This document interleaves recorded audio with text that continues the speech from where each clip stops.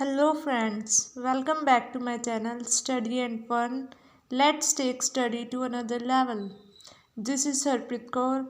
Guys, वैसे तो आपको मेरी वीडियो के थंबनेल से क्लियर हो ही गया होगा कि आज की इस वीडियो में मैं आपके साथ एक ऐसा वे शेयर करूंगी जिसकी हेल्प से आपको मीन के सारे मेथड्स लर्न हो जाएंगे. और आई डोंट थिंक सो कि आपको दोबारा से मीन के मेथड्स को लर्न करना पड़ेगा.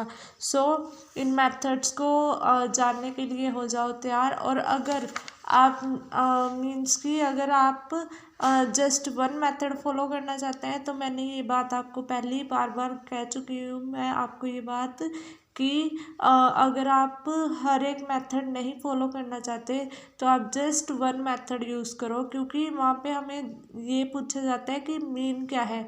हमें ये नहीं पूछा जाता कि हमें मीन इस मेथड से निकालना है या उस मेथड से. हमें जस्ट मीन कैलकुलेट करना होता है.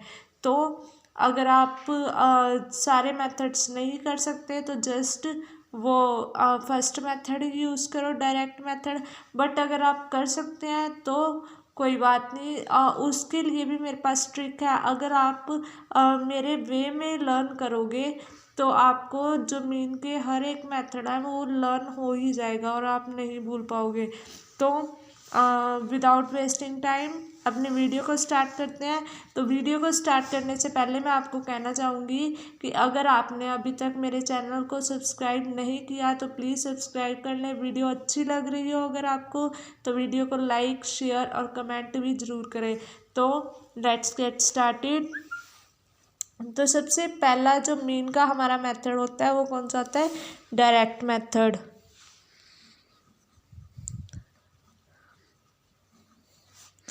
अब जो हमारा मीन का डायरेक्ट मेथड है वो अगर हम देखें तो आपको लर्न भी होगा.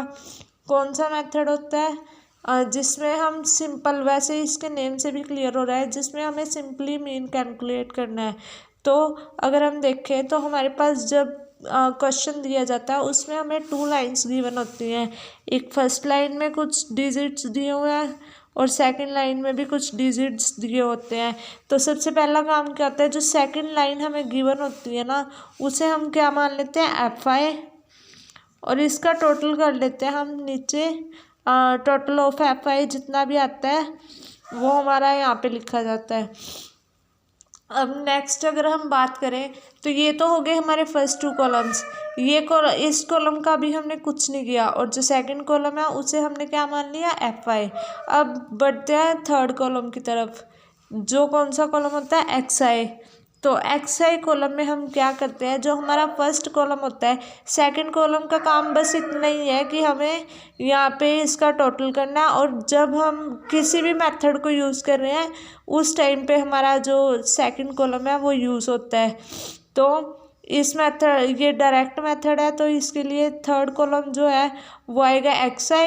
तो XI में हम क्या करते हैं, जो फर्स्ट वाली रो है उसकी मिड वैल्यूज़ निकाल लेते हैं. इसमें हम क्या निकालते हैं? Mid values of first column. तो इसमें हम फर्स्ट कॉलम की मिड वैल्यूज़ को कैलकुलेट कर लेते हैं. उसके बाद जो हमारे पास, इसके लिए हमारे पास फॉर्मूला भी होता है कि अगर हमारे पास यहाँ पे 2 नंबर्स दिए हैं, वैसे तो देखने से पता लग जाता है कि कौन सी जो है वैल्यू इन नंबर्स के मिड में होगी. बट अगर ना पता लगे तो उसके लिए हमारे पास क्या फॉर्मूला होता है? अगर मान लो हमारे पास ये दिया हुआ है 5 to 15, तो इसकी मिड वैल्यू हम कैसे कैलकुलेट करते हैं? First number plus last number divides bye 2. जैसे मैंने इसकी मिड वैल्यू कैलकुलेट करनी है तो मैं यहाँ पे कैलकुलेट करूँगी 5 + 15 डिवाइड्स बाय 2. तो ये क्या हो जाएगा? 5 और 15 20 डिवाइड्स बाय 2. तो क्या आ जाएगा हमारे पास? 10. वैसे देखने से पता चल रहा था कि इनके बीच में क्या आएगा? 10. बट जिन्हें थोड़ा कन्फ्यूज़न रहता है वो क्या करें, यहाँ पे जो है फॉर्मूला से कैलकुलेट कर लें। अब नेक्स्ट जो हमारा कॉलम होगा उसकी तरफ मूव करते हैं। जो डायरेक्ट मेथड है हमें ये हमेशा ध्यान में रखना है। जो डायरेक्ट मेथड है उसमें हमें कितने कॉलम्स कैलकुलेट करने हैं, 4 कॉलम्स। तो इसके बाद हमारा लास्ट कॉलम बनता है। लास्ट कॉलम में क्या यूज़ होता है, FI। और जो लास्ट कॉलम होगा उसका मतलब कि लास्ट से पहले वाला कॉलम होगा उसकी मल्टीप्लाई हम करते हैं FI से। तो हमारे पास क्या आ जाता है, FI इंटू XI। उसके बाद हम क्या जब इन सारी टर्म्स की आपस में मल्टीप्लाई करके यहाँ लिख लेते हैं, उसके बाद हमारे पास क्या आता है, समेशन FI इंटू XI, जो क्या होता है इन सारे नंबर्स का टोटल होता है। अब हमारे पास मीन के लिए जो फॉर्मूला बनता है, फॉर्मूले में हमें क्या करना होता है, एक तो जो हमारी सेकंड लाइन होती है वो हर एक फॉर्मूला में यूज़ होती है, और जो एंड लाइन होती है वो भी हर एक फॉर्मूला में यूज़ होती है। तो मीन का जो हमारा फॉर्मूला बनता है वो कैसे बनता है, सिंपल मेथड में समेशन FI XI, ये वाली वैल्यूज़ डिवाइड्स में ये वाली वैल्यू डिवाइड्स FI। ये हमारे सिंपल मीन का फॉर्मूला होता है जिसमें हमें जस्ट 4 कॉलम्स जो है वो बनाने होते हैं। अब मूव करते हैं अपने सेकंड मेथड की तरफ। सेकंड मेथड जो हमारा होता है वो कौन सा होता है, डेरिवेटिव मेथड। डेरिवेटिव मेथड, अब इस मेथड में हम क्या करते हैं, जो हमारे 3 कॉलम्स यहाँ पे बनते हैं ना वो तो हम बनाते ही बनाते हैं। तो फर्स्ट कॉलम, 2 कॉलम हमें क्वेश्चन में ही गिवन होते हैं, ये कॉलम, और सेकंड कॉलम भी क्वेश्चन में गिवन होता है। इसे बस हम क्या मान लेते हैं, FI, और FI का कर लेते हैं हम टोटल, जो हमारे पास आता है वो यहाँ लिख देते हैं। अब थर्ड कॉलम मैंने आपको पहले भी बताया था वो बनता है XI। हर एक मेथड में XI का कॉलम बनता ही बनता है। तो XI में हम क्या करते हैं, जो फर्स्ट वाला कॉलम होता है उनकी मिड वैल्यूज़,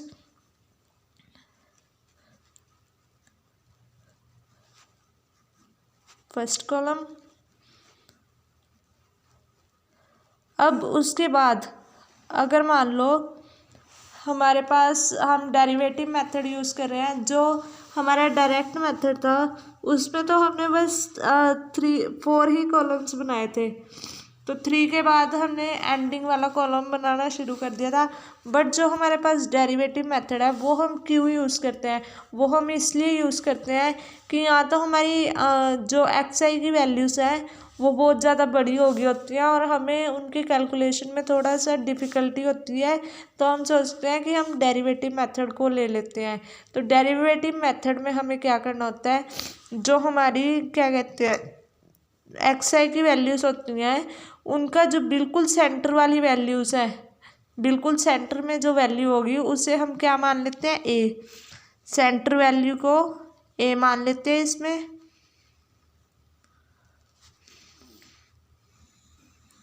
ठीक है, XI में से सेंटर वैल्यू को हम A मान लेते हैं। अब अगर आपने कहीं से मीन्स की पढ़ते तो आप औरों से भी हो, तो या फिर आपके ट्यूशन टीचर कोई भी जिससे भी आप पढ़ते होंगे उसने तो, आप तो सोच रहे होंगे उसने हमें कहा था कि XI में से हम किसी भी नंबर को A मान सकते हैं।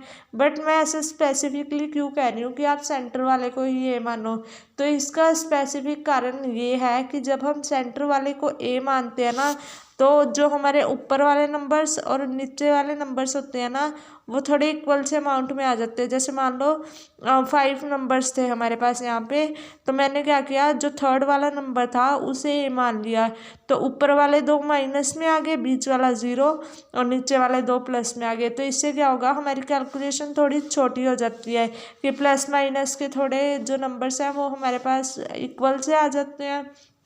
मीन्स कि कुछ नंबर प्लस में कुछ माइनस में वो कैंसिल होते जाते हैं और कैलकुलेशन बहुत ज़्यादा छोटी हो जाती है। अब जब हमने डेरिवेटिव मेथड यूज़ करना है तो इसमें हम क्या करते हैं, जो 4th कॉलम होता है हमारा उससे D बनाते हैं डेरिवेटिव।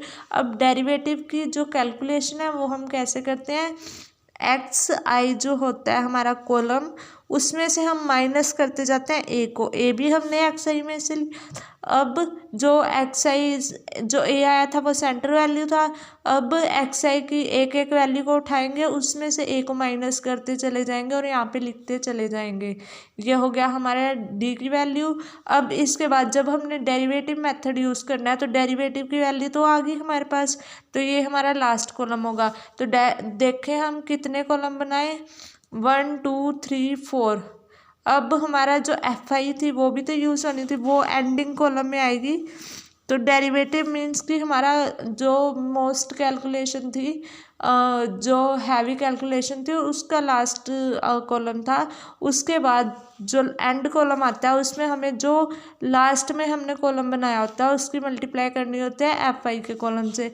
तो एफ आई की हम यहाँ पे मल्टीप्लाई कर देते हैं डी से। तो एक एक वैल्यू की मल्टीप्लाई करते चले जाते हैं और एंड में क्या कर देते हैं, इनका ऐड। वो क्या आ जाता है, summation F I D is equal to जितना भी आपका टोटल आया। अब यहाँ पे हमारा जो मीन का फॉर्मूला होगा वो क्या होगा, एक तो जैसे हमने इस मेथड में किया था summation F I x I divides F I, ये तो हमारे पास यहाँ पे भी रहेगा। समेशन एफ आई क्या था यहाँ पे, F I D last column divides में एफ आई, ये तो हमारे यहाँ पे भी रहेगा। अब हमारे पास जो ये कॉलम ऐड हुआ था इसकी हमारे सबसे ज़्यादा जो मेन रोल था यहाँ पे किसका था, ए का।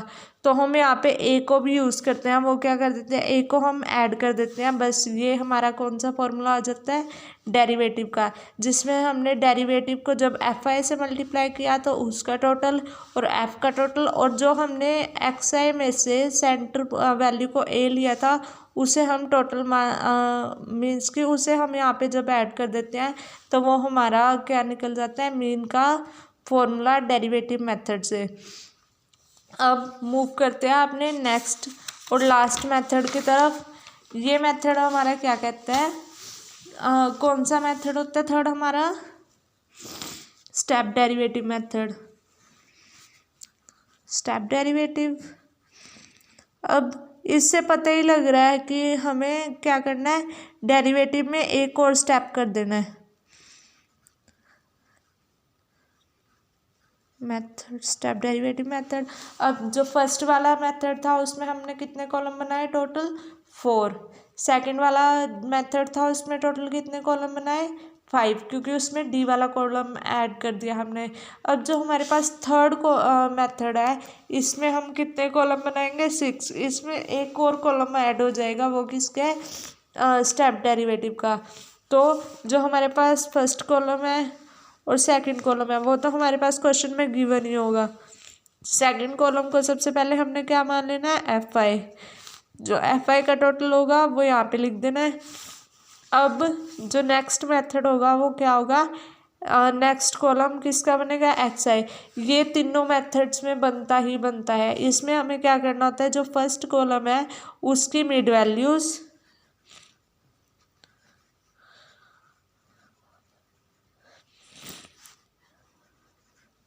अब mid values of first column हमने यहाँ पे लिख दी। उसके बाद जो डेरिवेटिव मेथड है, मैंने आपको पहले भी बताया डेरिवेटिव मेथड हम क्यों यूज़ करते हैं, अगर हमारी जो ये मिड वैल्यूज़ हैं वो थोड़ी बड़ी आ जाए तो हमारी यहाँ पे मल्टीप्लाई में थोड़ी सी दिक्कत तो हो सकती है हमें, तो हम कौन सा मेथड ले लेते हैं, डेरिवेटिव। तो डेरिवेटिव में हम क्या करते हैं, जो हमारा बिल्कुल सेंटर वाला वो होता है नंबर, उसे हम सेंटर वैल्यू होती है जो हमारी, उसे हम ए मान लेते हैं। सेंटर वैल्यू को क्या मानते हैं, ए। उसके बाद सेंटर वैल्यू को जब हमने ए मान लिया उसके बाद हम कौन सा कॉलम बनाते हैं, डी। डी के कॉलम में क्या करते हैं, एक्स आई माइनस ए। ये हमने पिछले कॉलम जो पिछला मेथड था उसमें भी हमने ये 4 कॉलम्स तो बनाए ही बनाए थे, ठीक है।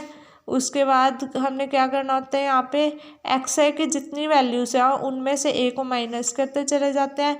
अगर हमारे पास जो डेरिवेटिव की वैल्यूज़ आती हैं, ये वाली वैल्यूज़, अगर हमारे पास इनमें से कुछ ऐसा कॉमन वर्ड मिल जाए जो क्या कहते हैं हमारे हर एक नंबर को, जितने भी नंबर होंगे यहाँ पे, उन सब से कट जाए या फिर उन सब से डिवाइड हो जाए, तो हम क्या करते हैं उस टाइम स्टेप डेरिवेटिव मेथड को ले लेते हैं।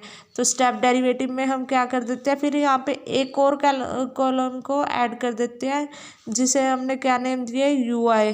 तो यू आई में हम क्या करते हैं, डी की डिवाइड कर देते हैं किसी कॉमन नंबर से जो कि डी के सारी वैल्यूज़ को डिवाइड कर दे, और यहाँ पे उससे भी छोटे, जितने छोटे नंबर से यहाँ पे आए थे उनसे भी छोटे नंबर यहाँ पे आ जाए। अब जो स्टेप डेरिवेटिव था उसके लिए हमें जस्ट ये 5 कॉलम्स बनाने थे। उसके बाद जो एंड वाला कॉलम बनता है उसमें क्या करते हैं, जो लास्ट कॉलम आया उसकी मल्टीप्लाई कर देते हैं एफ आई से। तो एफ आई की मल्टीप्लाई यहाँ पे की यू आई से। एंड में क्या आता है हमारे पास, जो एफ आई की एडिशन होती है वो यू आई से कर देते हैं। एफ आई यू आई के जो टोटल वैल्यूज़ होते हैं उनकी सम कर देते हैं, तो हमारे पास जो आता है उसे लिख देते हैं समेशन एफ आई एक्स आई। ये इतना आ गया।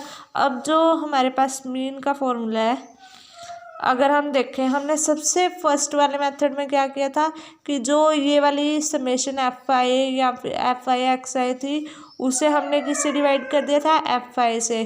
तो यहाँ पे क्या है हमारे पास, एफ आई यू आई और एफ आई, तो वो तो हम करेंगे ही करेंगे। F I you I divides में एफ आई, ठीक है। अब हमारे पास क्या था, जो सेकंड वाला मेथड था उसमें हमारे पास एक कॉलम एक्स्ट्रा था, तो उस एक कॉलम के लिए हमने क्या किया था, एक को ऐड कर दिया था इसमें, तो वो भी हम करेंगे। ये सेकंड मेथड हो गया। सेकंड मेथड का पूरा फॉर्मूला ये था। बट ये हमारा थर्ड मेथड है। थर्ड मेथड में हमने क्या किया, ये एक और कॉलम ऐड कर दिया, तो इसमें हमने किसी एक कॉमन नंबर से क्या कर दी, डिवाइड कर दी। तो इसमें हम क्या कर देंगे, जिस कॉमन नंबर से हमने यहाँ पे डिवाइड किया है उसी कॉमन नंबर को यहाँ पे मल्टीप्लाई कर देंगे। तो ये हो जाएगा हमारा मीन का स्टेप डेरिवेटिव का फॉर्मूला। तो अगर आपको मेरा समझाए हुए ये मेथड समझ आए हो तो वीडियो को लाइक, शेयर और कमेंट ज़रूर करें। और मेरी वीडियो अगर आपको अच्छी लग रही हो तो मेरे चैनल को भी सब्सक्राइब कर लें। Thank you so much.